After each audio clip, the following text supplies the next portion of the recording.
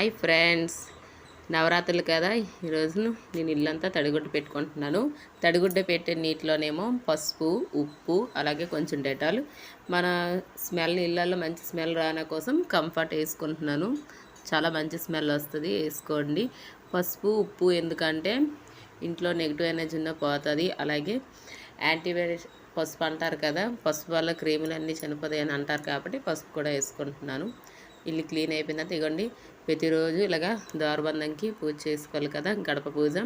Okay, పసుపు రాసుకొని కుంకుమ బొట్లు, ఒరిపిన బొట్లు పెట్టుకుంటున్నాను. మొత్తం ఇల్లంతా క్లీన్ చేసేసుకున్నాను. నెక్స్ట్ పూజకి రెడీ చేసుకుంటున్నాను. పూజకి అన్నీ చేసుకొని ఈరోజు నవరాత్రుల్లో 5వ రోజు కదా. ఈరోజు అమ్మవారి అవతారం మహాచండి. అమ్మవారికి నిమ్మకాయ దండ వేస్తాను నేను, చూసారా. అలాగే రోజు చేసేలాగే పూజ చేసుకున్న. ఈరోజేమో ఈ పింక్ కలర్ పువ్వులతో మన దీపవర్ణం చేశాను. అలాగే అమ్మవారి ప్రసాదం పాయసము, వడపప్పు, చనుడి, పానకం. అమ్మకి ఏమో చల్లదనం కోసం నేను అంబలు కూడా పెట్టాను. మీ ఇష్టం, మీకు ఎలా నష్టం చేయండి. అమ్మవారు ఈరోజు మహాచండి కాబట్టి అమ్మవారు కొంచెం అహంకారంగా ఉంటారు. అందుకే అమ్మవారికి శాంతి రూపిణిగా ఉన్నాకేమో ఇవన్నీ పెట్టాలి. అలాగే ఈరోజు అమ్మవారికి వేప కొమ్మలు కూడా నేను పెట్టాను. రెడ్ కలర్ పువ్వులతో, అక్షింతాలతో పూజ చేస్తే మంచిది. కుంకుమతో కూడా, రెడ్ కలర్ కుంకుమతో చేస్తే ఈరోజు మంచిది.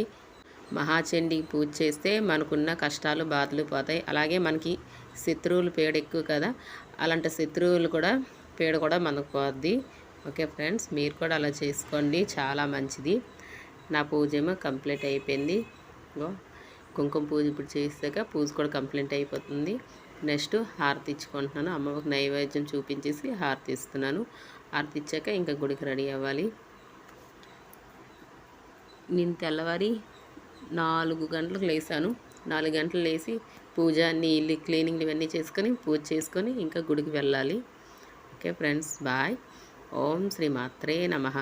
ప్లీజ్ ఫ్రెండ్స్, లైక్ చేయండి, షేర్ చేయండి, సపోర్ట్ చేయండి ఫ్రెండ్స్. మీకు కూడా ఎల్లప్పుడూ ఆ దేవుడి దయ అందరిపైన ఉండాలని కోరుకుంటున్నా. Okay friends.